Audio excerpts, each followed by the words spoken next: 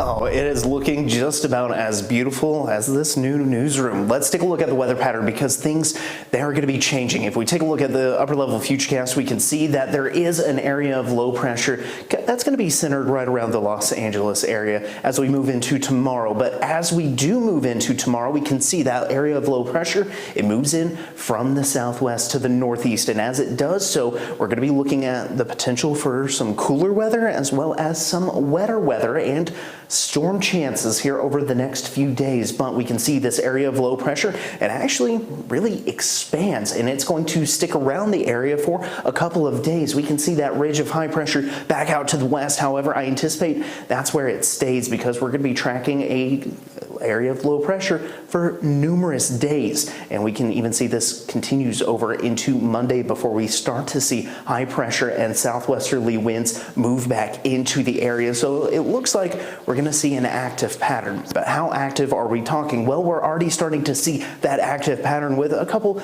isolated showers across the Beehive State. But if we look just to the east of Elko, we can actually see that there is a couple lightning strikes. So a few thunderstorms way out to the west, and we can see them really right on the edge of the screen way out there. However, I anticipate that those should stay out there for right now. In fact, if we take a look at the storm threat for today, we can see maybe an isolated area or two in the northern portion of the state could hear a rumble or two of thunder. But for tomorrow, that's going to be a bit of a different story. Tomorrow, we're going to be looking at more widespread activity. So the entire Beehive State is going to see a general risk for a few thunderstorms. And then Friday, that area actually expands beyond the Beehive State, but the entire state will once again see that general risk for thunderstorms. So what's our futurecast show? It shows maybe a couple isolated showers here and there for the remainder of the evening, but it's once we get to tomorrow afternoon, that's when we see the frontal system moving into the area and we see enough energy and enough lift in the atmosphere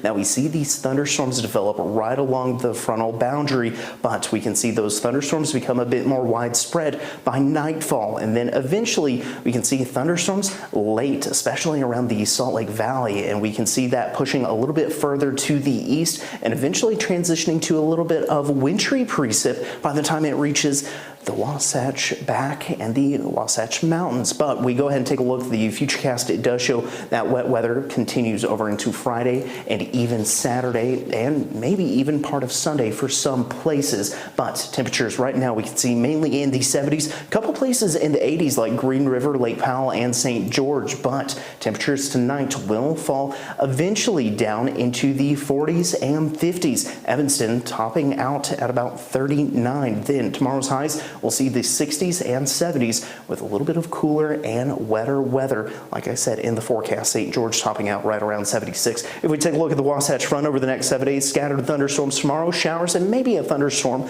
on Friday and Saturday with temperatures falling into the 50s, then the 60s on Sunday, 70s by Monday, Tuesday, and Wednesday. St. George, on the other hand, a little bit drier, scattered showers on Friday, isolated showers on Saturday with temperatures in the low 70s. Courtney, back to you. Okay, thank you, Garrett. And we are still rolling out our coverage in our brand new Black Desert newsroom, as you just saw right there. And we have more info on the newsroom and what it means for our community on our website.